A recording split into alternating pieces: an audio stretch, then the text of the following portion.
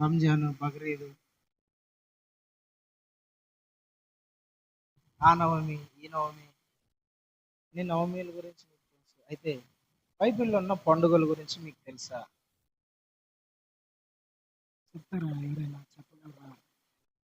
7 పండుగలు ఉన్నాయి బైబిల్. అది ఇజ్రాయెల్ ప్రజలకు చాలా చాలా చాలా ఇంపార్టెంట్.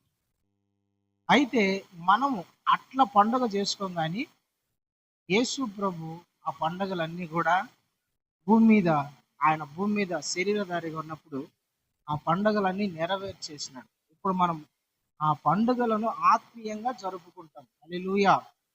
మొదటి పండుగ ఏంటంటే పస్కా పండుగ. రెండో పండుగ పులియని రొట్టెల పండుగ. మూడో పండుగ ప్రథమ ఫలముల పండుగ, లేదంటే వారముల పండుగ అంటారు. అట్లా పెంతెకోస్తు పండుగ అని, తర్వాత గుడారాల పండుగ అని, ఊరల పండుగ, ఇట్లా 7 పండుగల ఇజ్రాయెల్ ప్రజలకు దేవుడు 7 పండుగలను ని- నియమించినాడు. ఈ 7 పండుగలను ఎప్పుడు? ఐగుప్తులో ఇశ్రాయేలు ప్రజలు ఐగుప్తులో బానిసలుగా ఉన్నప్పుడు దేవుడు వాళ్ళని బానిసత్వం నుండి విడిపించేటప్పుడు వాళ్ళను ఈ పండుగలను మీరు ఆచరించాలి అని చెప్పినాడు. పస్కా పండుగ దేనికి గుర్తు? పస్కా పండుగ అంటే పస్కా అంటే దాటి వెళ్ళుట, పాస్ ఓవర్. పస్కా పండుగ అనేది మొదటి పండుగ. ఆ పండుగ వాళ్ళు ఎప్పుడు చేసుకుంటారంటే ప్రతి సంవత్సరము మొదటి నెల 14వ తేదీ చేసుకుంటారు వాళ్ళు. ఎందుకు పస్కా పండుగ అంటే ఇశ్రాయేల్ ప్రజలు ఐగుప్తులో బానిసలుగా ఉన్నప్పుడు దేవుడు, నాయనా ఈ రాత్రి నేను మిమ్మల్ని విడిపిస్తున్నా, అయితే ఐగుప్తులో ఉన్న మొదటి సంతానం ఎవరికైతే మొదటి సంతానము పుట్టింటారో వాళ్ళందరూ దేవదూత, ఒక మరణ దూత ఈ ఐగుప్తులో తిరుగుతూ ఉంటది. ఎవరి ఇంటి మీద అయితే మేక రక్తం కానీ గొర్రెపిల్ల రక్తం కానీ ఏ గుమ్మానికైతే కనపడదో ఆ ఇంట్లో మొదటి సంతానము బిడ్డ చనిపోతాడు. ఏ ఇంటికైతే రక్తం కనపడుతుందో ఆ ఇంట్లో మరణ వార్త అనేది వినపడదు. అన్నప్పుడు ఇజ్రాయేల్ ప్రజలందరూ కూడా ఆ రాత్రి గొర్రె పిల్లను వధించి దాని రక్తం కొంచెం తీసుకొని ఆ గడప కమ్మలకు, ఆ గడప ఆ కమ్మీలకు, ఆ నిలువుట కింద అడ్డంగా ఉండేదాన్ని దానికి రక్తం రాసినప్పుడు ఆ మరణ దూత అట్లా చూసి, ఓ ఇంటి మీద రక్తం ఉంది కాబట్టి ఈ ఇంట్లోకి మరణము ప్రవేశించకూడదు అని దాటి వెళ్ళిపోతుంది అన్నమాట ఆ దూత. దానికి గుర్తే ప్రభువైన యేసుక్రీస్తు కలువరి శిలువలో ఆయన మరణించిన మనందరి కోసము పస్కా పశువుగా వధించబడినాడు, మరణించినాడు. హల్లెలూయా. ఆయన మరణించినాడండి. ఎవరైతే యేసుక్రీస్తు రక్తము చేత కడగబడతారో, యేసుక్రీస్తు దగ్గర పాప క్షమాపణ పొందుతారు, వారంట మరణములో నుండి జీవంలోకి దాటేశారని ఉంటది. యోహాను సువార్త 4వ అధ్యాయంలో ఉంటుంది. చదవద్దని నేను ఊరికి గుర్తు చేస్తూ ఉంటాను. ఆ ఇజ్రాయెల్ ప్రజలు వాళ్ళ ఇంటికి ఎప్పుడైతే ఆ గొర్రెపిల్ల రక్తం పూసుంటారో ఆ రక్తాన్ని చూసి మరణ దూత దాటి వెళ్ళిపోతుందో, ఎవరైతే ఇప్పుడున్న మనుషులు ఎవరైనా యేసుక్రీస్తును సొంత రక్షకునిగా ఒప్పుకొని మారు మనసు పొంది బాప్తిజం తీసుకుంటే వాళ్ళంట మరణములో నుండి జీవంలోకి, అంటే మరణాన్ని వాళ్ళు దాటేసినారని అర్థం. హల్లెలూయా. దానికి పస్కా, పాస్ ఓవర్. రెండోది పులియని రొట్టెల పండుగ. పులియని రొట్టెల పండుగ అంటే ఏంటంటే తెలిసిన, పులిసిపోనిది, పాడుగానిది అని అర్థం. యేసుక్రీస్తు ప్రభు వారి యొక్క పునరుద్ధానానికి గుర్తుగా ఉన్నది. ఆయన అపోస్తుల కార్యములో ఉంటుంది, ఆయన శరీరం అంట కుళ్ళు పట్టలేదు. పులియని రొట్టెల పండుగ దేనికి గుర్తు అంటే యేసుక్రీస్తు వారి యొక్క పునరుద్ధానానికి గుర్తు. యేసుక్రీస్తు వారు మరణాన్ని గెలిచినప్పుడు ఆయన దానికి గుర్తుగా ఉంది పులియని రొట్టెల పండుగ, పునరుద్ధానపు పండుగ అని అర్థం. అయితే పెంతెకోస్తు పండుగ ఉంది, ఇది 3వ పండుగ అనమాట. అంటే పెంతెకోస్తు అంటే 50వ రోజు అని అర్థం. 50వ రోజు అని అర్థం. 7 వారాల తర్వాత వచ్చే పండుగ. దాన్ని ఏమంటారు అంటే కోతకాలపు పండుగ, లేదంటే ప్రథమ ఫలముల పండుగ, కోతకాల పండుగ కాదు కానీ ప్రథమ ఫలముల పండగ అని అర్థం. దేవుని బిడ్డలారా, యేసుక్రీస్తు ప్రభు వారు చనిపోయిన తర్వాత 50వ రోజు వచ్చేది ఈ పెంతెకోస్తు పండుగ. ఈ పెంతెకోస్తు పండుగ రోజు యేసు ప్రభు కూడా 40 రోజులు భూమి మీద సంచరించినాడు. 40 రోజుల తర్వాత వెళ్ళిపోయినాడు. 50వ రోజు పెంతెకోస్తు పండుగ వచ్చింది. పస్కా పండుగ అయిపోయిన తర్వాత ఈ పెంతెకోస్తు పండుగ కరెక్ట్ గా 50వ రోజు ఏమొస్తుందంట, పెంతెకోస్తు పండుగ వస్తుంది. హల్లెలూయా, దేవునికి స్తోత్రం కలుగును. ఆ పెంతెకోస్తు పండుగ వచ్చినప్పుడు ఏం చేయాలంటే అనుకుంటారా, కొత్త తైలముతో కొత్త ఫలములు వాళ్ళకు పంట పండింటది కదా, వాళ్ళకు పండిన పంట కొత్త ఫలాలు, వాళ్ళకి ఏమైతే పంట పండు, గోధుమలు కానివ్వండి, ద్రాక్ష పండ్లు కానివ్వండి, అంజూర పండ్లు కానివ్వండి, వాళ్ళకి ఏ పంట అయితే పండుతుందో ఆ పంట, కొత్త పంట, నూతన. ఇప్పుడు మన భారతదేశంలో సంక్రాంతి పండుగ జరుపుకుంటారు. ఎందుకు జరుపుకుంటారు? అది కొత్త పంట వచ్చిందని కదా. పంట చేతికి వచ్చింది, మొదటి పంట, సంవత్సరంలో మొదటి పంట మా చేతికి వచ్చింది అని వాళ్ళు ఆ పంట కోసము పండుగ చేసుకుంటారు అనమాట. అది ఈ సంక్రాంతి పండుగ అనేది ఏ దేవతకు సంబంధించిన పండుగ కానే కాదు. సంక్రాంతి పండుగ అనేది ఏ దేవతకు సంబంధించి, ఏ దేవునికి సంబంధించిన పండుగ కాదు. అది ఎందుకు సంక్రాంతి పండుగ చేసుకుంటారంటే, మేము నూతన సంవత్సరంలో కొత్త పంటను మేము కోసాము, మాకు కొత్త ధాన్యం వచ్చింది అని దాని కోసం వాళ్ళు ఉత్సహిస్తారు. బాగా వాళ్ళు పండుగ చేసుకుంటారు, తింటారు, బాగా ఆనందిస్తారు అనమాట. అది హల్లెలూయా, దేవునికి స్తోత్రం. ఇజ్రాయెల్ ప్రజలు ఏం చేస్తారంటే, వాళ్ళకు వచ్చిన ఆ సంవత్సరం అంతా కొత్త పంట ఉంటుంది చూస్తారా, ఆ పంటలో ఉన్న ఆ కొత్త పంట తీసుకొచ్చి దేవుని సన్నిధిలో పెడతారు. నిర్గమాకాండం 34వ అధ్యాయం ఒకసారి తీయండి. 34వ అధ్యాయం 22 నుంచి 24 వరకు చదవండి. నిర్గమాకాండము 34వ అధ్యాయము 22 నుంచి 24.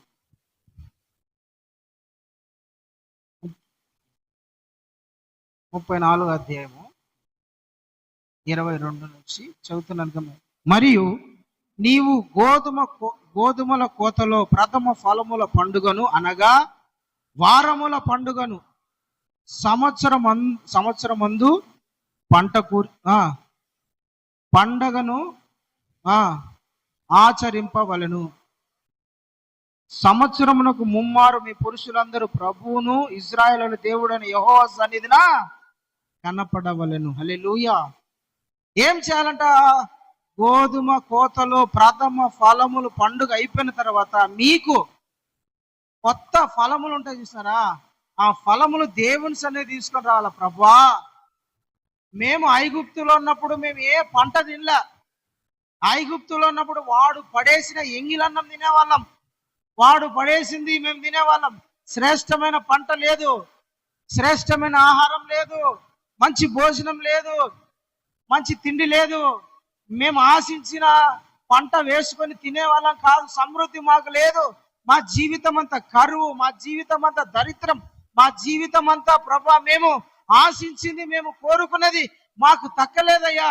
అయితే నీవు ఐగుప్తు అనే బానిసత్వంలోంచి విడిపించిన తర్వాత మాకు మంచి ఫలాన్ని ఇచ్చినావు, పంటనిచ్చినావు, సమృద్ధి ఇచ్చినావు, మాకు మంచి గోధుమలను ఇచ్చినావు.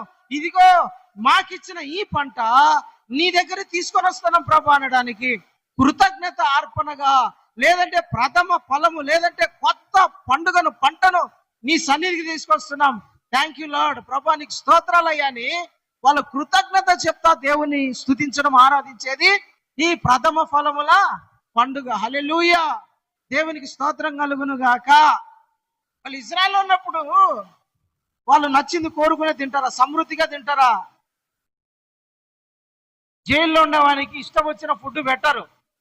వానికి ఇష్టం వచ్చింది కావాలన్నప్పుడల్లా, అన్న నాకు మటన్ కావాలా, అన్న నాకు మంచి బాస్మతి రైస్ కావాలా, అన్న నాకు మంచి ఏమంటారు అది సన్న బియ్యం రైస్ కావాలా, సార్ నాకు మంచి చికెన్ కావాలా, గుడ్లు కావాలా, ఇస్తారా?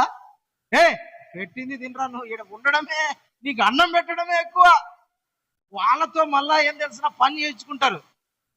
జైల్లో, సబ్ జైల్లో కానివ్వండి, లేదంటే కొంతమందికి ఏమంటారు శిక్ష పడినప్పుడు, లేదంటే బానిసలు, లేదంటే అక్కడ ఉన్నప్పుడు ఏం చేసేవాళ్ళంటే వాళ్ళు ఏం పెడితే తినాలా.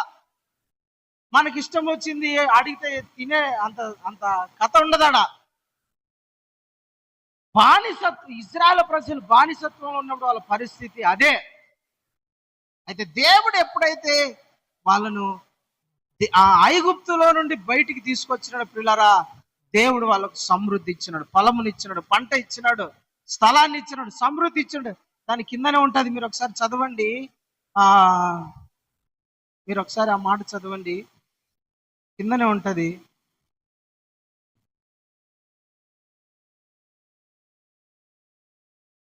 చదువున్నా. ఆ ఆ తీసుకొని రావాలని చాలండి. హల్లెలూయా.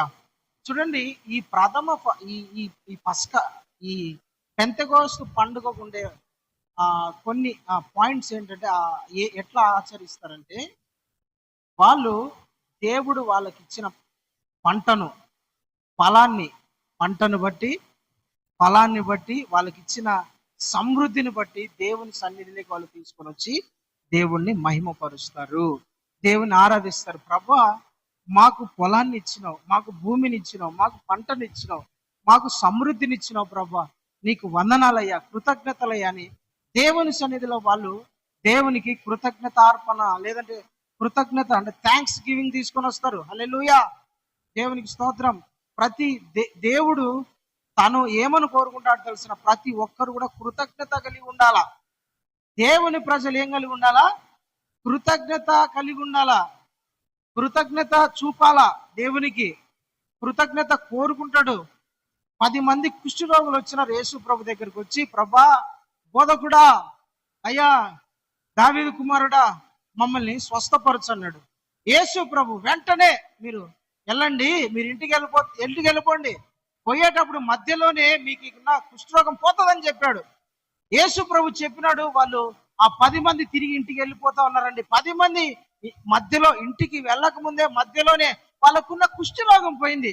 అయితే వాళ్ళల్లో ఒకడు, కుష్ఠరోగం బాగైన వాడు ఒకడు వచ్చి యేసు ప్రభు దగ్గర వచ్చి పాదాల దగ్గర కూర్చొని, బోధకుడా, దావీదు కుమారుడా, ఇదిగో నువ్వు మాట చెప్పినావు, నీ మాటను బట్టి నాకున్న ఈ కుష్ఠరోగం పోయింది, థ్యాంక్స్ అయ్యా, నువ్వు ఎక్కడికి పోతే అక్కడికి వస్తా, నీ పాద సేవ చేసుకుంటా అంటే యేసు ప్రభు ఏమన్నాడు, అరే, నేను 10 మందిని కదా బాగు చేసింది, మిగతా 9 మంది ఎక్కడా అంటే, ఏమో ప్రభు నాకు తెలియదు. చాలా మంది ఏంటంటే, దేవుడు చేసిన మేలులను, ప్రభు చూపిన మేలులను, ఆయన చేసిన ఉపకారాలను చాలా మంది మర్చిపోతారు, కృతజ్ఞత లేని వాళ్ళగా ఉంటారు. దేవుడు వారి జీవితంలో చేసిన మేలులను, దేవుడు వాళ్ళ జీవితంలో చేసిన అద్భుతాలను, దేవుడు వారి జీవితంలో చేసిన ఉపకారాలను, దేవుడు వారి జీవితంలో చేసిన ఆశ్చర్య కార్యాలను, దేవుడు వారి జీవితంలో వాళ్ళకి ఇచ్చిన ఫలాలను చాలా మంది ఏం చేస్తారు తెలుసునా? మర్చిపోతారు. దేవునికి కృతజ్ఞత చెప్పరు. చాలా మంది మర్చిపోయే వాళ్ళగా ఉంటారు. దేవుని దగ్గర నుంచి మేలు పొందుకోవడమే కానీ తర్వాత, దేవా, నీవు నా జీవితంలో ఇంత గొప్ప కార్యాన్ని చేసినావు, నీవు నా జీవితంలో ఇంత గొప్ప మేలును చేసినావు, నీవు నా జీవితంలో ఇంత గొప్ప, ఇదిగో గొప్ప కార్యాన్ని చేసినావు ప్రభా, నీకు కృతజ్ఞత అయ్యాని చాలా మంది దేవునికి కృతజ్ఞతగా ఉండరండి.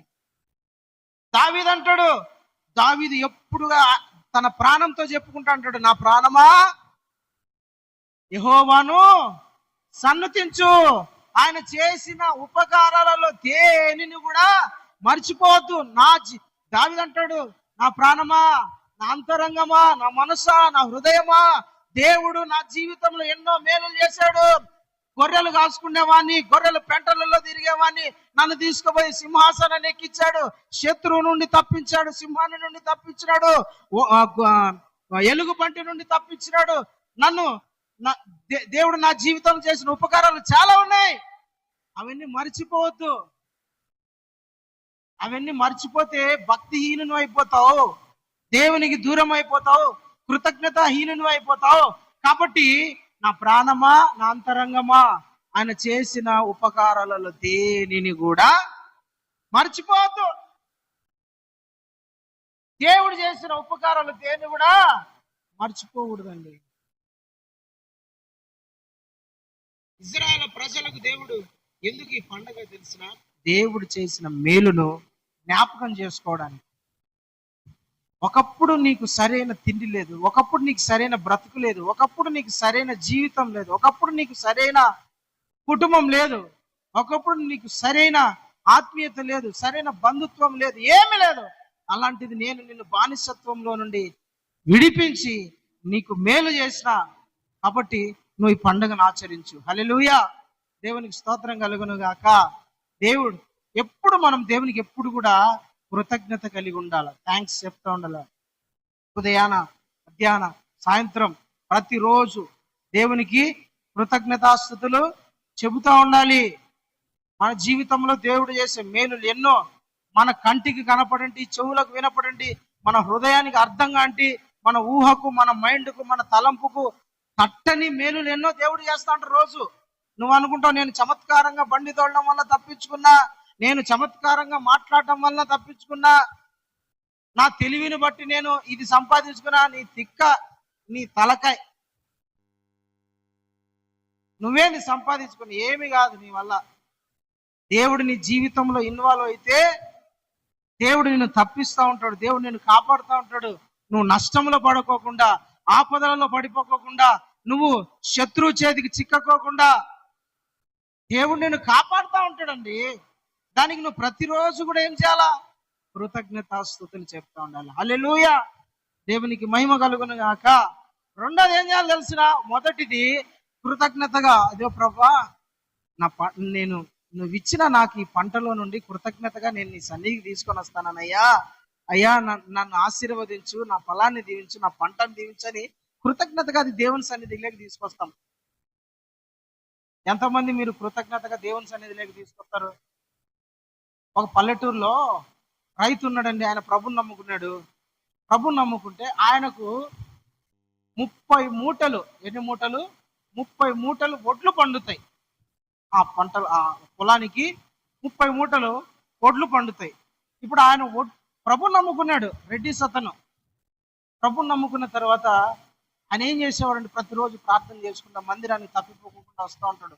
ప్రార్థన చేస్తే, ప్రభా నా పంటను దీవించు, నా పొలాన్ని ఆశీర్వదించు, ఇది నువ్వు నాకు ఇచ్చినావు అని ప్రార్థన చేసుకుంటాడు. కోతకాలం వస్తుంది. కోత కోసినప్పుడు ఆ పంటలో 10వ భాగం, అంటే 10వ వంతు అంటారు కదా, 10వ భాగము, ప్రథమ ఫలము ఫస్ట్ ఏం చేస్తారంటే ఆ పన ఒకటి తీసుకొని పోయి దేవుని మందిరంలో పెట్టి, ప్రభా ఇదో ఈ మొదటి పన నీ సన్నిధిలో పెడతానా, ఆశీర్వదించు ప్రభా, అందరికి నేను మేలుకరంగా ఉపయోగకరంగా ఉండేటట్టుగా, నీ నామానికి నేను మహిమకరంగా బ్రతికేటట్టుగా, నా జీవితంలో చేసిన ఉపకారాలన్నీ తలబోసుకుంటే నీ సన్నిధిలోకి మొదటి పన తీసుకొచ్చిన ఆశీర్వదించు ప్రభా అని ప్రార్థన చేస్తాడు.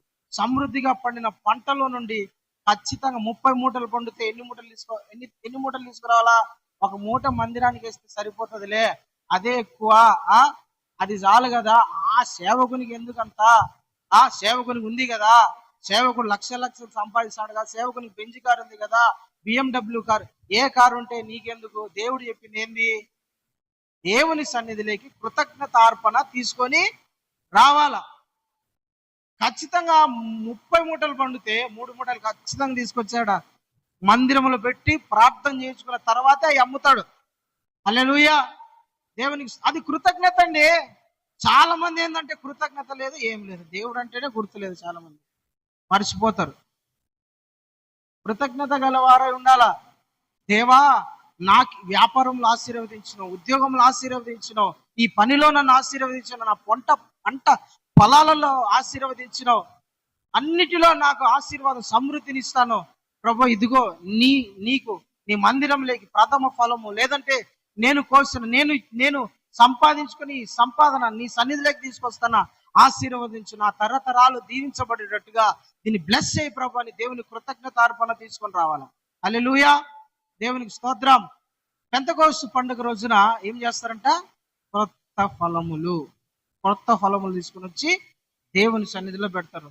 రెండోది ఏం చేస్తారు?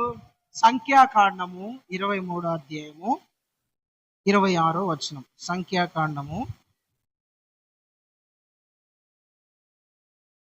23వ అధ్యాయము 26వ వచనం. 28 సారీ 28 చూడు. 28వ అధ్యాయము 26వ వచనము. సంఖ్యాకాండము 28వ అధ్యాయము 26వ వచనం చదవండి. చూడండి, మరియు ప్రథమ ఫలములను అర్పించు దినమున అనగా వారముల పండుగ. ఎల్లో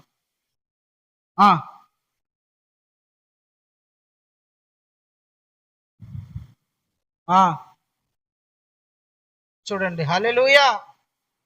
చాలమ్మా. ఇంకా పరిశుద్ధ సంఘముగా అంటే ఒక సమాజముగా, ఒక సంఘముగా, ఒక గుంపుగా మీరందరూ ఏం చేయాలంట? ఒక చోటు ఉండాలా.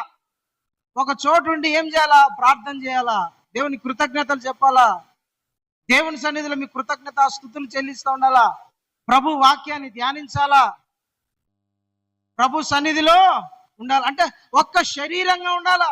ఇశ్రాయేలు ప్రజలు 12 గోత్రాలలో అంటే 12 మంది వేరు వేరు వాళ్ళు అందరూ ఒక చోట కూర్చొని ఒక శరీరముగా దేవుణ్ణి స్తుతించాలి, దేవుణ్ణి మహిమపరచాలా, ఒక సంఘముగా కూడుకోవాలి, ఒక సమాజంగా ఉండాలా. మీరందరూ కూడుకొని ఏం చేయాలా? దేవుణ్ణి మహిమపరచాలి, దేవుని స్తుతించాలా. పెంతెకొస్తు దినములో ఉండేది ఏంది? రెండోది, దేవుని సంఘముగా కూడుకోవాలా. సంఘముగా కూడుకొని దేవుని స్తుతిస్తూ, ప్రార్థిస్తూ, దేవుని మహిమపరుస్తూ, దేవుని కృతజ్ఞతా స్తుతులు చెల్లిస్తూ, ప్రభా మమ్మల్ని ఇంతవరకు సజీవ లెక్కలో ఉంచినావు, సంఘముగా కూడుకున్న మమ్మల్ని బలపరచు, ఆశీర్వదించు, నీ మహిమ గల సేవలో మమ్మల్ని వాడుకో, దేశములకు నాయకులుగా, దేశములకు అధికారిగా మమ్మల్ని దీవించు ప్రభా అని వాళ్ళు ప్రార్థన చేస్తారు. ప్రైజ్ ది లార్డ్, హల్లెలూయా. ఇశ్రాయేలు ప్రజలు చేసే ఆ పెంతెకొస్తు పండుగ రోజున అది చేస్తూ ఉంటారు అన్నమాట. అయితే ఈ పెంతెకొస్తు దినము రోజే, ఈ పెంతెకొస్తు పండుగ రోజే కొత్త నిబంధనలో యేసు ప్రభు కాలములో జరిగిన ఒక సందర్భం ఉంది. అపోస్తుల కార్యాల గ్రంథము 2వ అధ్యాయము 1వ వచనం చదవండి.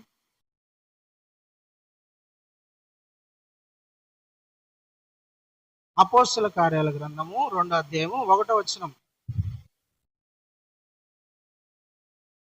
పెంతెకొస్తు పండుగ దినమున వచ్చినప్పుడు వారందరూ కూడి ఒక చోట. చాలమ్మా. యేసుక్రీస్తు ప్రభు సిలువ వేయబడి, నా వైపు చూడండి అమ్మా, యేసుక్రీస్తు ప్రభుల వారు సిలువ వేయబడి తిరిగి లేచిన 3వ రోజు, తిరిగి లేచిన తర్వాత యేసు ప్రభు శిష్యులకు 12 మందికి కనపడి 11 మందితో 11 మందితో పాటి ఇంకా 500 మంది ఇంచుమించు అని రాయబడింది. 500 మందికి ఆయన తనను తాను, ఇదో బాబు నేను మరణాన్ని తిరిగి లేచిన అని ఆయన నిరూపించుకొని వాళ్ళందరికి నానా రకాల గుర్తులు చెప్తా, వాక్యం చెప్తా, వాళ్ళని బలపరుస్తా, వాళ్ళని నడిపిస్తా ఉన్నాడు 40 రోజుల తర్వాత దేవుడు వాళ్ళకి చెప్పినాడు, బాబు మీరు యెరూషలేముకి వెళ్ళండి, యెరూషలేములో ఉండి నేను మీకు భూమి మీద ఉన్నప్పుడు, లేదంటే నేను శరీరధారిగా సిలువ వేయక ముందు మీకు ఎప్పుడు చెప్తానే ఉన్నా కదా, ఏమని? ప్రభువా నా వలన వినిన సంగతులు దేవుడు మీ తండ్రి వాగ్దానం చేశాడు కదా, మీ అందరి మీద నా ఆత్మను కుమ్మరిస్తాను, దానికోసం మీరు కనిపెట్టండి, ఎక్కడికి వెళ్ళొద్దండి, మీరందరూ కూడా ఏం చేయాలా? ఒక చోట ఉండి ప్రార్థన చేస్తానండి. తండ్రి చేసిన వాగ్దానం అంటే పరిశుద్ధాత్మ కోసము కనిపెడతా ఉండండి, ప్రార్థన చేస్తా ఉండండి, ఉపవాసంలో ఉండండి, దేవుని సన్నిధిలో ఉండండి, ఒక చోట ఉండండి అని యేసు ప్రభు చెప్పి వెళ్ళిపోయాడండి. యేసు ప్రభు చెప్పి ఆయన ఆరోహణమై పరలోకానికి వెళ్ళిపోయినాడు. వీళ్ళందరూ ఏం చేశారంటే, యేసు ప్రభు చెప్పినాడు కదా, మనమందరం కూడా ఒక చోట ఉండాలి. యెరూషలేముకు పోయినారు, ఒక మిద్దె మీద ఒక గదిలో కూర్చున్నారు. అందరూ కూడా 10 రోజులు ఏం చేశారు తెలిసిన? ఉపవాస ప్రార్థన చేస్తా ఉన్నారు. ఏం చేస్తున్నారు? ఉపవాస ప్రార్థన చేస్తా ఉన్నారు. ఎప్పుడే పాత నిబంధనలో వాళ్ళకు ఫలం ఉంటుంది చూస్తారా, కొత్త పంట, ఆ పంట తీసుకొని వచ్చి ఎక్కడ పెడతారు? దేవుని మందిరంలో పెడతారు. దేవుని మందిరంలో ఆ కొత్త పంట తీసుకొని వచ్చి దేవుని మందిరంలో పెడతారు. ఆ పంటను ఏం చేయాలి? దేవుడు ఆశీర్వదించాలి. ఈ పంట ఏడుండాలా? దేవుని మందిరంలో ఉండాలి. కొత్త పంట, నూతనమైన పంట. ఇప్పుడు ఆ నూతనమైన పంట ఏంటో తెలిసిన ప్రేమ దేవుని పిల్లల కొత్త నిబంధన ప్రకారము మారు మనసు పొందిన ప్రతి ఒక్కరు కూడా క్రీస్తు యేసునందు నూతన పరచబడిన వారు. యేసు క్రీస్తుని నమ్మిన, ఆయన రక్తంతో కడగబడిన ప్రతి ఒక్కరు ఎవరు? నూతన సృష్టి, నూతన జన్మ, నూతన వ్యక్తులు, నూతన పంట. వీళ్ళు ఈ పంట ఏం కావాలా? దేవుని సన్నిధిలోకి తీసుకురావాలా, దేవుని సన్నిధిలో ఉండాలా. ఇజ్రాయేల్ ప్రజలు, దేవుని బిడ్డలారా, సంఘం అంతా యేసు ప్రభుని నమ్మినారు, బాప్తిసం తీసుకున్నారు, యేసు ప్రభు చెప్పినట్టు కొన్ని రోజులు నడిచినారు. అయితే ప్రభు చెప్పినాడు, ఇంకా మీరు ఎక్కడికి వెళ్ళొద్దండి, 10 రోజులు అదిగో ఆ మేడగదిలో ఉండండి, యెరూషలేములో ఉండండి, మీ పైకి దేవుని ఆత్మ, పరిశుద్ధాత్మ దేవుడు వస్తాడు, అంతవరకు మీరు ఎక్కడికి వెళ్ళొద్దండి అని చెప్పినాడు. వీళ్ళందరూ 10 రోజులు ఏం చేస్తున్నారు? ఒక చోట కూర్చొని ప్రార్థన చేస్తా ఉన్నారు. యేసు ప్రభు కాలంలో సంఘం ఇంకా స్థాపించబడలా. ప్రభు కాలంలో ఇంకా సంఘము లేదు. ఎప్పుడు సంఘం స్థాపించబడింది? సంఘం ఎప్పుడు పురుడు పోసుకునింది? సంఘం ఎప్పుడు జన్మించింది? సంఘము పుట్టిన రోజేంది? పెంతెకోస్తు దినం.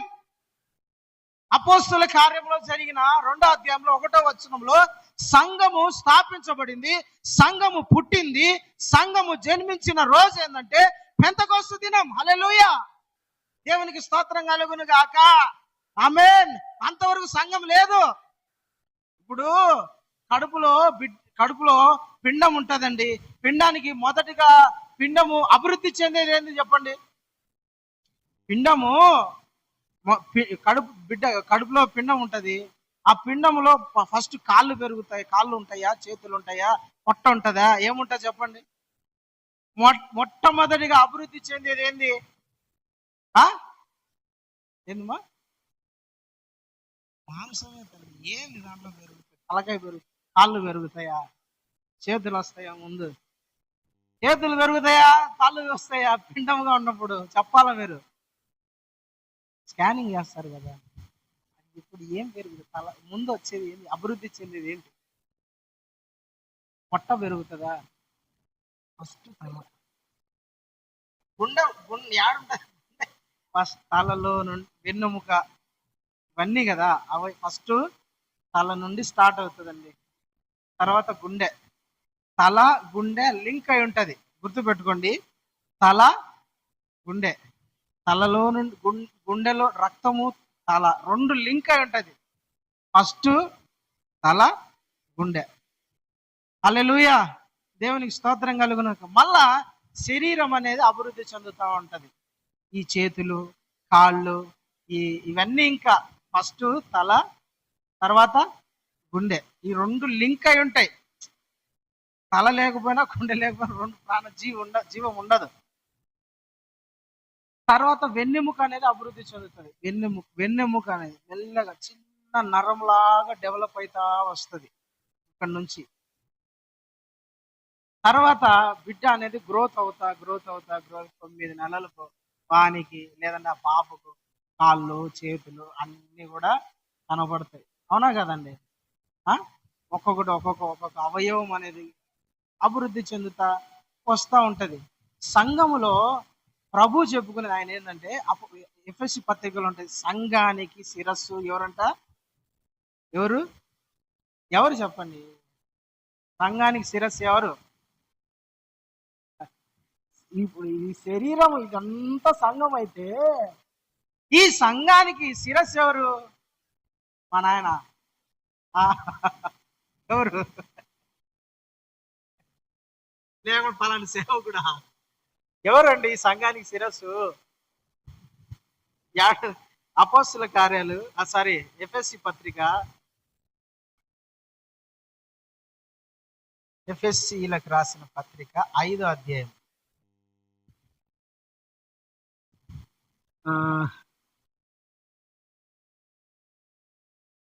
5వ అధ్యాయము 22-3 చదవండి.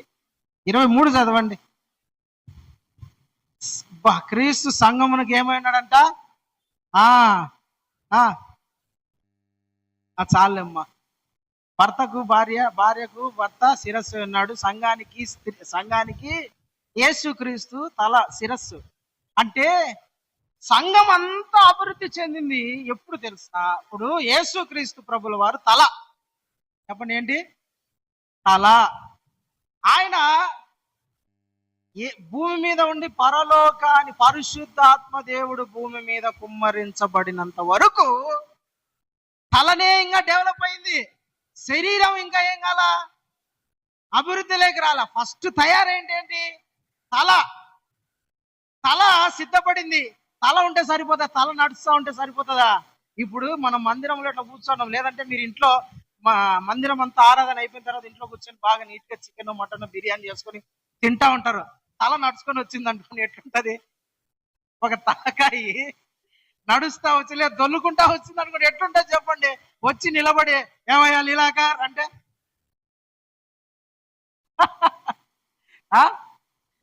ఎట్లుంటది చెప్పండి?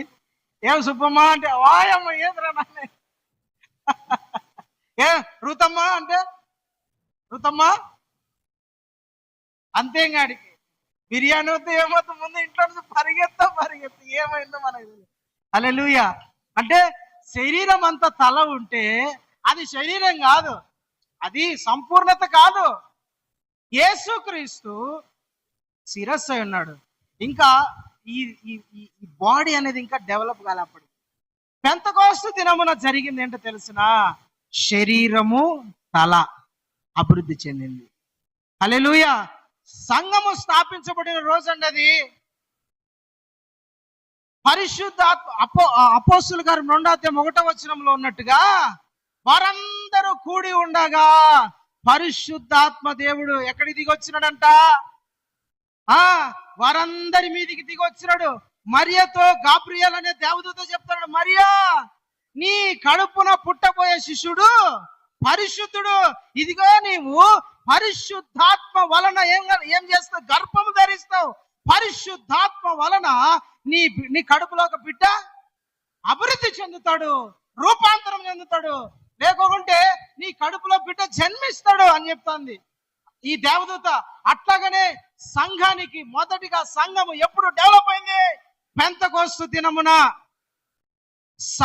ఎట్లయితే మరియా గర్భములో పరిశుద్ధాత్ముని ద్వారా ప్రభు అయిన యేసుక్రీస్తు గర్భంలోకి వచ్చినాడు, అదే పరిశుద్ధాత్ముని ద్వారా భూమి మీద అపోస్తుల దినాలలో సంఘం అనేది స్థాపించబడింది. హల్లెలూయా. దేవునికి స్తోత్రం.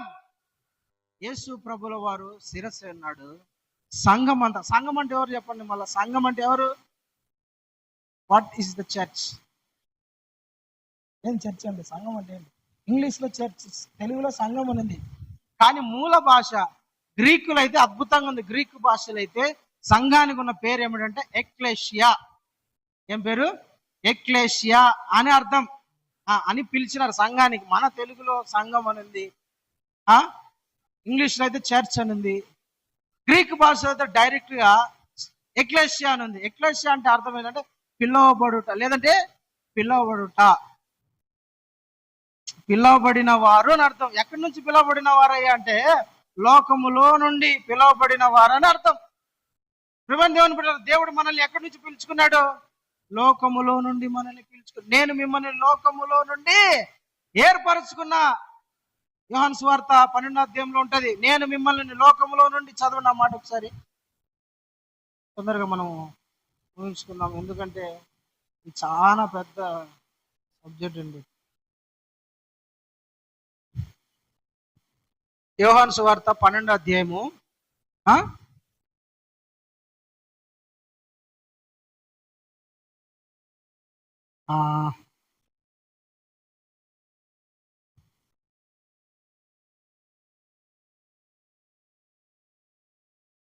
ఐ థింక్ 36 అనుకుంటా. 36.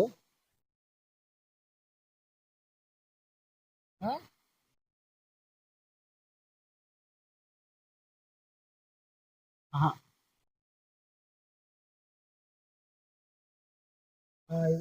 25 చూడండి.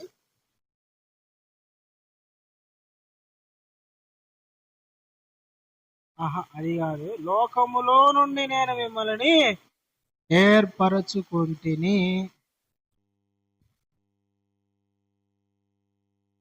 32, 35.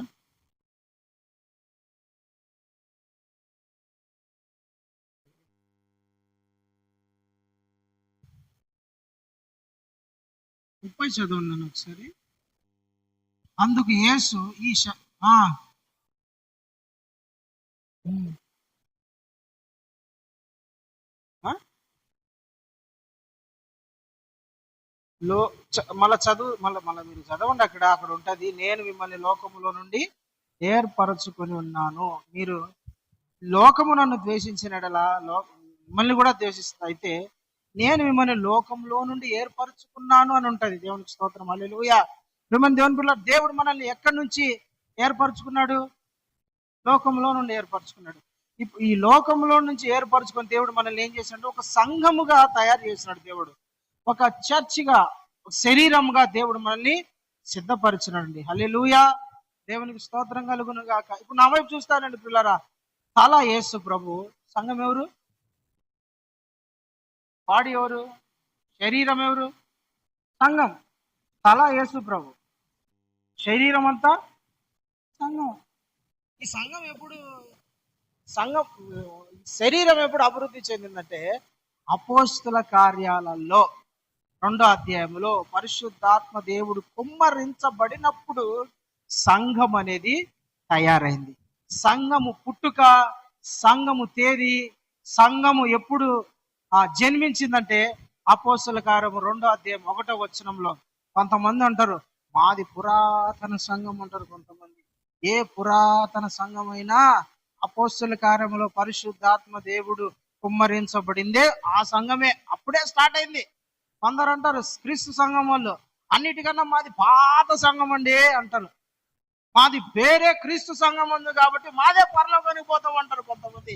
అరే తిక్కలోడ, పరిశుద్ధాత్మ దేవుడు కుమ్మరించమన్నప్పుడు అసలు ఆ సంఘం అనే రాయ, క్రీస్తు సంఘం అనే, దేవుని సంఘం అని రాయబడింది.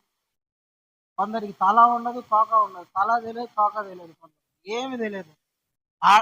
మిడిమిడి జ్ఞానంతో ఉంటారు కొంతమంది. ప్రైజ్ ది లార్డ్, హల్లెలూయా, దేవునికి స్తోత్రం. నా వైపు చూస్తారండి పిల్లరా. నేను చెప్పేది ఏంటంటే పెంతెకోస్తు దినము నాడున సంఘము ఏమైందంట? జన్మించింది. చెప్పండి. సంఘము తల ముందుగా ఫస్ట్ ఏమైంది? తల అభివృద్ధి చెంది, తల కనుక తర్వాత శరీరం ఒక్కొక్కటి, ఒక్కొక్క అవయం పెద్దదైతా ఉంది. ఇంకా ఇప్పటి వరకు కూడా సంఘం ఏం కాలా? సంఘం ఏం కాలా? పరిపూర్ణతలోకి రాలా అనండి. సంఘం ఇంకా పరిపూర్ణతలోకి రాలా. తల తయారైంది, శరీరం ఇంకా ఏం కాలా? తల ఇంత ఉంటుంది, లోపల పిల్లంది ఇంత ఉంటుంది, టెంకాయ ఎంత ఉంటుంది తల. టెంకాయ చూస్తారా? కొబ్బరికాయ, మళ్ళీ కొబ్బరికాయ అంటే ఇంత ఉంటుంది, టెంకాయ ఉంటుంది అంత ఉంటుంది, ఎండిపోయింది టెంకాయ. ఇంకా వానికి కాళ్ళు అంతే ఉంటాయి. స్కానింగ్ ఎప్పుడైనా చూసినప్పుడు కనపడుతుంటాయి, చూస్తారా? తల ఏమో ఇంత ఉంటుంది, కాళ్ళు ఏమో అంతే ఉంటాయి, ఇంకా 2 ఇంచులు 3 ఇంచులు ఉంటాయి. అది ఎప్పుడు అభివృద్ధి చెందాలంటే ఏం సార్ తలకాయ ఇంతుంది, కాళ్ళు ఇంత ఉండే, వాడు ఇట్లా పుడతాడంటే కదా అమ్మ ఎట్లా వెంటలో స్కానింగ్ చేసినప్పుడు తల్లి అడిగింది అనుకో, ఎవరు కొంతమంది అమాయకురాలు ఉంటారు కదా, అదేం సార్ తల ఇంత ఉంది, కాళ్ళు ఇంతే ఉన్నాయి, చేతులు ఇంతే ఉన్నాయి అంటే ఇట్లా పుడతాడా సార్ ఈడంటే? ఇట్లా పుడతాదా బిడ్డ అంటే తల తిరుగుతుంది, తల తిక్కదాని నువ్వేమన్నా 9 నెలలున్న ఓపిక పట్టాలి కదా. కడుపులో ఉన్న బిడ్డ పెరగాలంటే 9 నెలలు ఓపిక పట్టాలి కదా. అప్పుడే నీకు తొందర ఎందుకు? ఓపిక ఉండాలి కదా. హల్లెలూయా, ప్రియమైన దేవుని బిడ్డలారా, సంఘం స్టిల్ నౌ, ఇప్పటికి కూడా సంఘము ఇంకా పరిపూర్ణతలోకి రాలా. పరిపూర్ణతలోకి వస్తే ఏమవుతుంది? ఇప్పుడు బిడ్డ లోపల ఇంకా అన్ని అవయవాలు సంపూర్ణంగా, కడుపులో బిడ్డ పెరిగినాడు, బిడ్డ తయారైపోయింది. ఇంకేం చేస్తుంది? నేను ఇన్నే ఉంటాలేమ్మా, ఇంకా ఎట్ట 9 నెలలు ముచ్చిన 9 ఏళ్ళలో 10 ఏళ్ళలో ఇన్నే ఉంటాలే అంటదా? లోపల బిడ్డ అంటడా? అనడు. ఇంకా 9 నెలలు ఆయనకి నెలలు నిండినాయా ఇంకా అయిపోయాయి కథ. లోపల తన్నుతా అంటాడు, నేను బయటకు వస్తా, నేను బయటకు వస్తా, నేను పోతా, నేను బయటకు వస్తా అంటాడు. కడుపులో ఉన్నాడు. కడుపులో నెలలు నిండిన వెంటనే కడుపులోంచి బిడ్డ బయటకు వచ్చేస్తాడు. హల్లెలూయా, దేవునికి స్తోత్రం కలుగును గాక. సంఘము కూడా సంపూర్ణమైతే సంఘము రాకడికి ఇంకా ఎత్తబడిపోతుంది, ఇంకా ఉండదు ఈడ భూమి మీద. దాన్నే రోమిలకు రాసిన పత్రికలో ఉంటది, మనమందరము కూడా దత్తపుత్రాత్మ గలవారమై మూలుగుచున్నాము అని ఉంటది. సృష్టి అంతా ఏకగ్రీవముగా దేవుని కుమారుల ప్రత్యక్షత కొరకు మిగుల ఆశతో తేరి చూచుచు కనిపెడుచు ఏం చేస్తుందంట? ప్రసవ వేదన పడుచున్నదంట. అంటే సంఘం ఇంకా ఎప్పుడెప్పుడు అభివృద్ధి చెందుతుందా, ఎప్పుడెప్పుడు సంపూర్ణతలోకి వస్తుందా, ఎప్పుడెప్పుడు ఇంకా డెవలప్ అయిపోతుందా, ఎప్పుడెప్పుడు వెళ్ళిపోవాలా అని ఎదురు చూస్తానండి సంఘం. హల్లెలూయా. అంటే ఈ సంఘం ఇంకా ఏం కాదా? పరిపూర్ణతలోకి రాలా. దేవునికి మహిమ కలుగును గాక. అయితే సంఘము ఇప్పుడిప్పుడే పరిపూర్ణతలోకి వస్తుంది. పరిశుద్ధాత్మ అంటే పెంతెకోస్తు దినమున శరీరం అనేది తయారు లేకొచ్చింది. ఏమొచ్చింది? శరీరము తయారు లేకొచ్చింది. పరిపూర్ణత జరుగుతా ఉంది, పరిపూర్ణతలోకి వస్తా ఉంది. పరిశుద్ధాత్మ దేవుడు ఎప్పుడైతే భూమి మీద కుమ్మరించబడినాడు, పరిశుద్ధాత్మ దేవుడు ఎప్పుడైతే భూమి మీదకి వచ్చినాడో సంఘం అనేది సిద్ధపాటుకు వచ్చింది. హల్లెలూయా. నేను చెప్పేది ఇప్పుడు బాగా వినండి. యేసు ప్రభుని నమ్మిన ప్రతి ఒక్కరు కూడా దేవుని బిడ్డలు గారు. నేను మళ్ళీ చెప్తాను, యేసు ప్రభుని నమ్మిన ప్రతి ఒక్కరు దేవునికి బిడ్డలు కారు. అదే నన్ను ఆట చెప్తాను అనొచ్చు చాలా మంది. యేసు ప్రభు నమ్మిన ప్రతి ఒక్కరు దేవుని బిడ్డలు కారు, పరలోకానికి రారు, వాళ్ళు సంఘము కూడా కాదు. సంఘం ఎప్పుడైతుంది? పరిశుద్ధాత్మ చేత నింపబడితే, పరిశుద్ధాత్మ చేత నడిపించబడితే, పరిశుద్ధాత్మను పొందుకుంటే వాళ్ళే సంఘం. అన్ని సంఘం కాదు. యేసు ప్రభుతో 12 మంది తిరగలేదా? యేసు ప్రభుతో 12 మంది సేవ చేయలేదా? యేసు ప్రభుతో 12 మంది అద్భుతాలు చేయలేదా? వాక్యం చెప్పలేదా? సువార్త చెప్పలేదా? దయ్యాలు ఎల్లగొట్టలేదా? కానీ సంఘమా వాళ్ళు? ఎప్పుడు సంఘమైనారు? పరిశుద్ధాత్మ దేవుడు కుమ్మరించబడిన వాళ్ళు, పరిశుద్ధాత్మతో నింపబడినప్పుడు వాళ్ళు ఏమైందంట? సంఘం. హల్లెలూయా. యేసు ప్రభు నమ్మినంత మాత్రాన్ని సంఘం కాదండి. ఎప్పుడు సంఘం అవుతారు? పరిశుద్ధాత్మను పొందుకోవాలా, పరిశుద్ధాత్మతో నింపబడాలా. నువ్వు యేసు ప్రభుని నమ్ముకొని బైబిల్ చదివినంత మాత్రాన సంఘం కాదు, సంపూర్ణతలోకి వచ్చినట్టు కాదు. You must fill the holy spirit. నువ్వు ఖచ్చితంగా పరిశుద్ధాత్మ చేత నింపబడాలి, పొందుకోవాలి. కొరింథీయులకు రాసిన పత్రిక, మొదటి పత్రిక 6వ అధ్యాయం. నేను తొందరగా ముగిస్తా. 11వ వచనం ఫాస్ట్గా చదవాలా, లేట్ చేయొద్దండి. కొరింథీయులకు రాసిన మొదటి పత్రిక 6వ అధ్యాయం 11వ వచనం చదువు. మీలో కొందరు అట్టివారై ఉంటుంది కనుక ప్రభువైన యేసుక్రీస్తు నామమును దేవుని ఆత్మయందు మీరు కడుగబడితిరి. చాలమ్మా. అంటే యేసు ప్రభు నామమున ఏం చేయబడాలా? నా వైపు చూస్తానండి. ఇది సంఘానికి ఏదో నేను అట్లాంటి మాటలు చెప్పడంలే, పరిశుద్ధాత్మ దేవుని ప్రేరేపణతోనే చెప్తానా. యేసు ప్రభు అని ఒప్పుకుంటే సరిపోదు. ఏం చేయాలంట? ఆత్మయందు ఏం కావాలంటే కడుగబడాలి. పరిశుద్ధాత్మలో ఏం కావాలా? కడగబడాల. పరిశుద్ధాత్మలో నువ్వు కడగబడకోకుండా నువ్వు దేవుని బిడ్డ కాదు. పరిశుద్ధాత్మను పొందుకోకుండా నువ్వు దేవుని కోసం రోషంగా బతకలేవు. పరిశుద్ధాత్మను పొందుకోకుండా దేవుని సాక్షిగా ఉండలేవు. యేసు ప్రభుతో 3.5 సంవత్సరం తిరిగి అద్భుతాలు చేసి దయ్యాలు ఎల్లగొట్టి యేసు ప్రభుతో 3.5 ఆయన పునరుద్ధానం చూసిన తర్వాత కూడా పేతురు ఏమైనాడు? చేపలు పట్టుకొని పోయినాడు. ఏమైనాడు? చేపలు పట్టుకొని పోయినాడు. అరే మా ఇంట్లో నా భార్య తిడుతుందిరా, అన్నం లేదు కూర లేదని నేను చేపలు పట్టుకొని పోతానా, మీరు పోతానంటారు. అంటే ఏం చెప్పిపోతాడు తెలిసిన? మీరు కూడా రండ్రా, నేను పోతాను కదా, మీరు కూడా పోతాను. మా భార్య తిడుతుందిరా, నా పిల్లలకు అన్నం లేదురా నాయన, దేవుళ్ళ ఖర్చులకి ఇబ్బంది ఉంది అన్ని. ఒక బిస్కెట్ వేసిపోయినాడు. అందరు కూడా అన్న పేదరన్నా నువ్వు చేపలు పోతున్నావా, అట్లయితే నేను కూడా వస్తా పన్నాను. అందరు ఏమైపోయినారు? యేసు ప్రభు లేడు, ఏం లేడు, ఆయన సేవ లేదు, పునరుద్ధానం లేదు, ఏమి లేదు. ఒరే కనులారా ఎవరు చూశారంట? ఫస్ట్ పేతురే చూసినాడు, తర్వాత యోహాను చూసినాడు. అట్లాంటి పేతురు ఏం చేస్తున్నాడు? యేసు ప్రభు లేడు, ఏం చూద్దాం. ఆయన ప్రార్థన వారం ఒకసారి ఆదివారం ప్రార్థన. నేనైతే చేపలు పట్టుకొని పోయినాడండి. అంటే పరిశుద్ధాత్మ లేనంత వరకు, పొందుకోనంత వరకు, నింపబడనంత వరకు ఒక వ్యక్తి దేవుని కొరకు రోషంగా బ్రతకాలి లేడు. దేవుని కొరకు ప్రతిష్ఠించుకోలేడు, సాక్షిగా ఉండలేడు. కన్నులారా చూసిన అద్భుతాలను కూడా ప్రజలకు చెప్పలేడు. నేను పరిశుద్ధంగా బ్రతకాలి, రోషంగా బ్రతకాలి, దేవుని కోసం బ్రతకాల, వైరాగ్యంగా బ్రతకాలా అన్న ఆశ ఉన్నదని చాలా మంది. అందుకని నేను చెప్పేది ఏంటంటే, నువ్వు ఖచ్చితంగా ఏం చేయాలంటే పరిశుద్ధాత్మతో నింపబడాలి. హల్లెలూయా, దేవునికి స్తోత్రం కలుగును గాక. ఆమేన్ చెప్దామా? ఆమేన్. ఏం చేయాలా?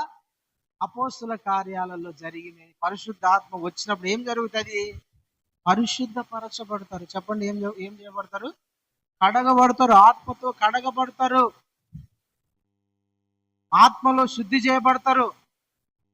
మీ ఆత్మ, దేవుని ఆత్మ, పరిశుద్ధాత్ముడు మీ ఆత్మను శుద్ధి చేస్తాడు, కడుగుతాడు. హల్లెలూయా. ఇంకో మాట, అపోస్తుల కార్యం 2:4 చదువు, నేను ముగిస్తాను ఫాస్ట్గా. అపోస్తులు అందరూ దేంతో నింపబడినారంట? కోపముతో, బాగాతో, ఇండితో,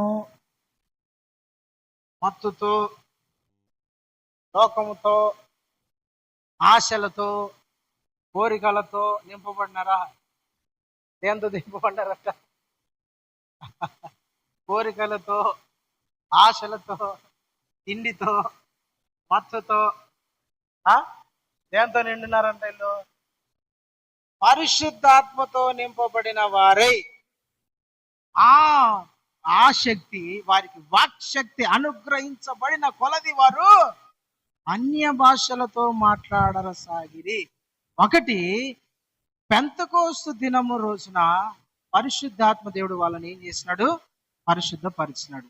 రెండోది, వాళ్ళని ఏం చేసినాడు? ఆత్మతో నింపినాడు. ఆత్మతో నింపబడిన వ్యక్తి భారముతో నింపబడతాడు. ఆత్మతో నింపబడిన వ్యక్తి దేవుని కోసం బ్రతకాలన్న రోషంతో ఉంటాడు. ఆత్మతో నింపబడిన వ్యక్తి పరిశుద్ధంగా బ్రతకాలన్న ఆశతో ఉంటాడు. నేను ఇలాంటి చూపు ఎందుకు చూడాలా, ఇట్లాంటి మాటలు ఎందుకు మాట్లాడాలా, ఇట్లెందుకు బ్రతకాలా, ఇట్లెందుకు జీవించాలా, దేవుడు నన్ను ప్రత్యేకించుకున్నాడు కదా అన్న ఆశ పుడుతుంది దేవుని ఆత్మతో నింపబడితే. అందుకే ప్రియమైన దేవుని ఆత్మతో నింపబడాలి. హల్లెలూయా. మూడో మాట, 8 రోమీయులకు రాసిన పత్రిక 8:14 ఫాస్ట్ రోమీయులకు రాసిన పత్రిక 8:14 దేవుని ఆత్మ చేత ఎందరైతే నడిపించబడతారో, అబ్బా దేవుని కుమారులై. అంటే ముందంత గారా? ఏం బాబు, ముందంత గారా? అంటే ఆత్మ చేత నడిపించబడితేనే దేవుని కుమారులు అంటే ముందంత కాదా? చెప్పండి అయ్యా. ఎందరైతే దేవుని ఆత్మ చేత నడిపించబడతారో వారందరూ కూడా దేవుని కుమారులు. అంటే ఆత్మ చేత నడిపించబడకపోతే దేవుని కుమారులు కాదా? దేవుని కుమారులు, దేవుని కుమార్తెలు, దేవుని బిడ్డలు అని పిలువబడాలంటే నీవు దేవుని ఆత్మ చేత నింపబడటము ఫస్ట్ కడగబడాలి, తర్వాత నింపబడాలి, తర్వాత ఏం చేయబడాలా? ఫస్ట్ నేను చెప్పి పాయింట్ ఫస్ట్ కడగబడాలి అనండి. కడగబడాలి అంటే శుద్ధి చేయబడాలి.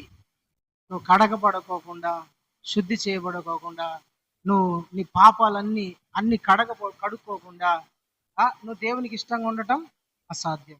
కడగబడిన వ్యక్తి నింపబడాలి అనండి. కడగబడిన వ్యక్తి నింపబడాలి, నిండిపోవాలి. దేంతో? పరిశుద్ధాత్మతో నింపబడిన వ్యక్తి ఏం చేయాలి? నడిపించబడాలి పరిశుద్ధాత్మ చేత. ఇక నడిపించబడతాడు. దేవుడు గైడ్ చేస్తా అంటాడు. ఒక ఏమంటారు దాన్ని, ఒక నడిపింపు. పరిశుద్ధాత్మ దేవుడు నీలో ఉండి నిన్ను నడిపిస్తాడు. నువ్వు పరిశుద్ధాత్మతో నడిపించబడాలి. అంటే చాలా మంది ఏంటంటే మనిషి ఆలోచనల ప్రకారం నడుస్తారు. నువ్వు చెప్పినట్టు, మనిషి చెప్పినట్టు నడుస్తారు. కొంతమంది మనిషి ఆలోచన చెప్పినట్టు నడుస్తారు. చర్చికి పోవాకు అంటే పోరు. అది ఎవరు నడిపింపు? అది ఎవరు నడిపింపు? మనిషి. ఈ టైంలో ఏంది ప్రార్థన? టైంలో అవసరం లేదు ప్రార్థన అంటే ఏంది? అది ఇంకా ఏంది? మనిషి నడిపింపు. ఈరోజు ఉపవాసం ఏంది? ఈరోజు భక్తి ఏంది? ఈరోజు దేవుడు ఏంది? ఈరోజు అంటే ఇంక మనిషి నడిపింపే. దేవుని ఆత్మ నడిపింపులో ఆత్మ నడిపింపు కాదు చాలా మంది, మనిషి నడిపింపు. మనిషి నడిపిస్తారు చాలా మంది భక్తులను. తారా వచ్చింది, అబ్రాము చాలా రోజులైంది కదా మనకు పిల్లలు లేక, అది హాగర్ని పెళ్లి చేసుకుని, అరే దేవుడు నాకు చెప్పినాడే, వాగ్దానం చేసినాడే పిల్లల్ని ఇస్తానని, ఏ అయినా నాకు తెలియదు, నాకు బిడ్డలు కావాల్సిందే, ఆ హాగర్ని పెళ్లి చేసుకో అంటే చచ్చినట్టు చేసుకున్నాడండి. ఏం నడిపింపు అది? ఏం నడిపింపు? ఆత్మ నడిపింపా? చెప్పండి, ఏం నడిపింపు? మనిషి నడిపింపే. మనిషి చెప్పింది వద్దు నాయన నువ్వు. దేవుడు నడిపింపు అంటే సచ్చినా కూడా నువ్వు ఎన్ని చెప్పినా నేను విన్నాను, నాకు దేవుడు చెప్పినాడు నేను చెయ్యను, నాకు దేవుడు చెప్పిన నేను రానాడికి, నాకు దేవుడు చెప్పిన నేను ఉండనాడా, నాకు దేవుడు చెప్పిన నేను అట్లా బ్రతకను, నాకు దేవుడు చెప్పినాడు అట్లా నేను మాట్లాడను, నాకు దేవుడు చెప్పినాడయ్యా ఎట్లా పడితే అట్లా ఉండకూడదని, నేను రాను, నేను ఉన్నాను. అచ్చి కరాఖండిగా ఉంటాడండి దేవుని ఆత్మతో నడిపించబడినవాడు. ఆత్మ నడిపింపు లేని వాడు ఏమైపోతాడు? రాజీ పడిపోతాడు. రాజీ భక్తి అంటే భక్తిలో ఏమైపోతాడు? రాజీ అయిపోతాడు. హల్లెలూయా, రాజీ అయిపోతాడు. అన్ని లోక సంబంధమైన అన్ని తీసుకొచ్చి పెట్టుకుంటారు, లోక సంబంధంగా నడుస్తారు. మనిషి ఏం చెప్తే అది చెయ్యాల్సిందే, చేస్తావు ఇంకా. ఎందుకంటే నడిపించేది ఎవరు? దేవుడు కాదు, మనిషి. మనిషి చెప్పినట్టు చేసేస్తాడు. అందుకు నేను చెప్పేది ఏంటంటే, దేవుడు వాక్యం చెప్పేది ఏంటంటే, దేవుని ఆత్మతో నడిపించబడాలి. దేవుని ఆత్మతో నువ్వు నడిపించబడితే దేవుని ఆశీర్వాదాలను చూస్తావు, దేవుని కార్యాలని జీవితంలో చూస్తావు, అద్భుతాలను చూస్తావు, నువ్వు గొప్ప కార్యాలను చూస్తావు. హల్లెలూయా, హల్లెలూయా, దేవునికి స్తోత్రం కలుగును గాక. ఒక్క మాట చెప్పి నేను ముగిస్తా. ఆత్మతో నడిపించబడిన వాడు, మనిషితో నడిపించబడిన వాడు, ఇద్దరు వ్యక్తులను మీకు పరిచయం చేస్తా. ఒక వ్యక్తి ఏమో బిలాము, దేవుని ఆత్మతో నింపబడిన వ్యక్తి, ప్రవక్త, అంటే ఒక దైవజనుడు, ఒక ప్రవక్త. ఆ వ్యక్తి దగ్గర రాజు కొంతమందిని పంపించినాడు, అయ్యా ఇదో ఈ డబ్బు తీసుకొని అదో ఆ ఇజ్రాయెల్ ప్రజలను శపించును అన్నాడు. అప్పుడు పోయి రూమ్లోకి పోయి కూర్చొని, ఉండు ఒక్క నిమిషము, నేను దేవుడిని అడిగేసి వస్తా, దేవుడు నాకు ఏం చెప్తే అది నేను చెప్తాలే అని రూమ్లోకి పోయి కూర్చున్నాడు. కూర్చొని, ప్రవ్వా వీడెవడో బాలాకంట, వాడు కొంతమందిని మనుషులను పంపించినాడు, మనుషులను శపించాలని, నేను మళ్ళీ పొమ్మంటావా శపించమంటావా అంటే, వాళ్ళు నా ప్రజలు, నోరు మూసుకొని రెండు అన్నాడు. అంటానే, అమ్మ సర్లే ప్రభా అని వచ్చి దేవుడు నాతో మాట్లాడినాడు, నేను రాను, యాడికి రాను, మీరు పోండి అన్నాడు. మళ్ళా రాజు ఏం చేసినాడు, ఈడు 1 కేజీకో 2 కేజీలకో లొంగెట్టుకున్నాడు, 10 కేజీలు వెండి బంగారు ఇచ్చి పంపిండ్రా. అప్పుడు 10 కేజీలు తీసుకుపోయినారు. బిలాము ఇదిగో తీసుకో, రాజు రమ్మంటాడంటే ఆశ కలిగింది. ఏం కలిగింది? ఆశ కలిగి సరే ఒక 5 నిమిషాలు ఉంది, దేవునితో అడిగే. దేవుడు ఈయన ఆలోచన అంటే ఏంది? దేవుడు మనసు మార్చుకొని నన్ను ఈ పనికి మాలిన పని చేయమంటాడులే, ఈ దరిద్ర పని సినిమాకి పోతా ప్రభా, ఒకసారే కదా చూసేది, ఒక్కసారిలే ప్రభా, సర్లే పోనైనా అంటాడేమో అని ఈయన ఆశ. దొంగతనానికి పోతాను ప్రభా, ఒక్కసారిలే ప్రభా అంటే, పోనైనా నేను నిన్ను ఆశీర్వదిస్తాలే, లేదంటే ఆ పనికి మాలిన పనికి పోతానా ప్రభా. ఏం ఒకసారి దేవుడు వద్దంటే ఇంకా అయిపోయి ఉండి, అయితే ఒకసారి మళ్ళీ దేవుని అడిగేసి వస్తా. ఏమి రా బిలాము, నీకేంద్రా చెప్పిందంటే, ఏంద్రా నీకు చెప్పింది? అది దేవుని నడిపింపుకు, ఆత్మ నడిపింపుకు ఉండాలి, మనిషి నడిపింపుకు, దేవుని నడిపింపుకు ఉండాలి. ఖచ్చితంగా కరాఖండిగా చెప్పాలి. వద్దు అంటే వద్దు. ఆత్మ నడిపింపు గలవాడు ఏం చెప్తారంటే వద్దు. ఏం చెప్తాడు? వద్దు. హల్లెలూయా, దేవునికి స్తోత్రం కలుగును. పెంతెకోస్తు దినమున జరిగిందంటే వాళ్ళందరి మీద పరిశుద్ధాత్మ దేవుడు కుమ్మరించబడ్డాడు. హల్లెలూయా. పెంతెకోస్తుని పరిశుద్ధాత్మ దేవుడు ఎప్పుడైతే కుమ్మరించబడ్డాడో సంఘము తయారైతా వస్తుంది. ఏం తయారైతుంది? ఇంకా సంఘానికి 9 నెలలు నిండల. 9 నెలలు నిండినాయి అనుకోండి, ఆకాశంలో మెరుపులు ఉరుములు కనపడతాయి. లోపల ఉన్నవాడు ఏం చేస్తారు తెలిసిన? 9 నెలలు పడింది అనుకోండి, మా చెల్లెలు చెప్తా ఉంటది. అప్పుడు ఒరే నడుములు ఉండేరా నడుములు అంటుంటది. ఏమి ఏమి మళ్ళీ అంటే, ఏందరా నడుములన్నీ నొప్పులే అంటది. ఏమమ్మా 9 నెలల లైన్లా పెరుగుతూ ఉంటది. ముందుకు వస్తాడు వాళ్ళు లోపల అంతా అంటాడు. కదిలి కదిలి కదిలి పెడతా, నేను బయటికి పోవాలి బయటికి అవును కదా. 9 నెలలు పండి అంటే ఇంకా సూచనలు స్టార్టే. సంఘము ఎప్పుడైతే సిద్ధపాటు ఇంకా పరిపూర్ణత లేక వచ్చింది అనుకోండి, సంఘములో భయంకరమైన మార్పులు, ప్రకృతిలో భయంకరమైన మార్పులు, రాజకీయాలలో ప్రపంచవ్యాప్తంగా సూచనలు కనపడిపోతాయి. హల్లెలూయా, దేవునికి స్తోత్రం కలుగు. అయితే నేను చెప్పేది ఏంటంటే పిల్లరా, పెంతెకోస్తు దినమున జరిగిన ఆ అనుభవమే ప్రతి ఒక్కరిలో జరగాలి. పరిశుద్ధాత్మతో నింపబడాల, కడగబడాల, నడిపించబడాల, ఆత్మ చేత నడిపించబడాలి. ప్రతి ఒక్కరు కూడా ఆత్మ లేకపోతే దేవునికి సంబంధించిన వాళ్ళు కారు. ఆత్మతో నడిపించబడాలి, నింపబడాలి. ఆత్మలో ప్రతిరోజు కడగబడతా ఉండాలి. నువ్వు దేవా నన్ను అభిషేకించు, నన్ను నీ రక్తంతో, నీ అగ్నితో, నీ మహిమతో నింపి పరిశుద్ధపరచు, నేను నీ కోసం రోషంగా నిలబడాలా. ఎప్పుడైతే వారు పరిశుద్ధ ఆత్మ చేత నింపబడినారో, దేవుడు పేతురుని అంతవరకు చేపలు పట్టుకోవాలని పోయేవాడు ఉన్న ఫలంగా ఆత్మతో నింపబడి ఒక్కసారి సువార్త చెప్తే 3,000 మంది రక్షించబడినారంట. ఎంతమంది? 3,000 మంది రక్షించబడినాడు. ఆత్మను పొందుకున్నవాడు. నువ్వు 3 లక్షల మందికి చెప్పు మారడు పరిశుద్ధాత్మ లేకపోతే. 3 లక్షల మందికి చెప్పు, నీకు రాదు భారం, భయం వేస్తా అంటది. వీడేమంటాడో, వీళ్ళు ఏమైనా కొడతారేమో, తిడతారేమో, ఏమైనా అంటారేమో, యేసుప్రభు అంటూ భయం వేస్తా అంటది. ఆత్మను పొందుకున్నాడు, ఎప్పుడు యేసుప్రభు గురించి సిగ్గుపడడు, భయపడడు. దేవుడు నీలో ఉండి నడిపిస్తూ ఉంటాడని. నువ్వు మాట చెప్తా అంటే అవతల కార్యాలు జరుగుతూ ఉంటాయి. మాట చెప్తా అంటే అద్భుతాలు జరుగుతాయి. పేతురు నీడపడగానే ఏంటంటే రోగులు బాగా అయిపోయినారు. పేతురు తాకుతానే సచ్చినోళ్ళు లేచినారు. పేతురు చేయి పెట్టి తబిత మీద, తబిత లే అంటానే తబిత లేచిందండి. కుంటివాడు, దేవాలయంలో అడుక్కుండేవాడు పేతురుపై, వెండి బంగారం నా దగ్గర లేవు కానీ నాకు కలిగిందే ఇస్తానా, చేతులు పట్టుకొని లే అంటానే వాడు పిల్లప్పటి నుంచి కుంటాడు. వాని కుంటితనం, అవిటితనం పోయి వాడు లేచి దేవాలయం అంతా దిక్కుని ఎగురుకుంటా పరిగెత్తినాడు. కారణం, అతను ఆత్మతో నింపబడ్డాడు. పెంతెకోస్తు అనుభవము ప్రతి ఒక్కరికి రావాలి. ప్రతి ఒక్క విశ్వాసి పెంతెకోస్తు అనుభవంలో ఉండాలి. ఆత్మను పొందుకోవడానికి కనిపెట్టాలా, ప్రార్థన చేయాలా, ఉపవాసాలు ఉండాలా, దేవుని సన్నిధిలో అడగాల. ప్రభువా నన్ను నీ బిడ్డగా స్వీకరించుకో, నన్ను ఆత్మతో నింపు, నేను నీకోసం రోషంగా బ్రతికడు కృప చూపు, నన్ను ఆత్మతో నడిపించు, నీకు సాక్షికరంగా నిలబెట్టుకో, క్రీస్తు సంఘములో నన్ను ఒక అవయవముగా మార్చయ్యా అని ప్రార్థన చేయాల. హల్లెలూయా. అప్పుడు నువ్వు దేవుని ఆత్మతో నింపబడి సంఘములో ఒక అవయవముగా మారుతావు. ఆత్మ లేనివాడు రాకడలో ఎత్తబడలేడు. గుర్తుపెట్టుకోండి, ఆత్మ లేనివాడు రాకడలో ఎత్తబడలేడు. ఆత్మ లేనివాడు యేసుక్రీస్తుతో పాటు యుగ యుగాలు జీవించలేడు. ఆత్మ లేనివాడు దేవుని కుమారులు లెక్కలేకి రారు. అదే ఆత్మను పొందుకుంటే దేవుని శక్తితో నింపబడతావు, నడిపించబడతావు. దేవుని కృప నీ మీద అధికమవుతా ఉంటుంది.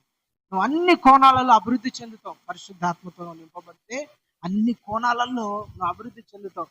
ఆర్థికంగా, ఆరోగ్యంగా, ఆత్మీయంగా, లోకములో అన్ని రకాలుగా నువ్వు అభివృద్ధి చెందుతానే ఉంటావు. ఆత్మ లేకపోతే అభివృద్ధి ఉండదు. ఆత్మ లేకపోతే ఎదుగుదల ఉండదు. ఆత్మ లేకపోతే దేవుని కోసం రోషంగా బ్రతకాలన్న ఆశ ఉండదు. ఆత్మ లేకపోతే దేవుని కోసం ఏమీ చేయదు. అందుకని ప్రేమ దేవుని బిడ్డలారా, పరిశుద్ధాత్మతో నింపబడండి. అడగండి, ప్రభా నీ ఆత్మతో నన్ను నింపయ్యా, నీ ఆత్మ కోసం నేను కనిపెట్టుకున్నా, పరిశుద్ధాత్మతో నింపు ప్రభా అని అడగండి. ఆయనే నిన్ను నడిపిస్తాడు, బలపరుస్తాడు, శక్తితో నింపుతాడు, నిన్ను అభివృద్ధి పరుస్తాడు. దేవుడు అట్టి కృప మీ అందరికి దయచేయను గాక. ప్రార్థన చేసుకుందాం. అందరూ మోకరించండి, ప్రార్థన చేసుకుందాం.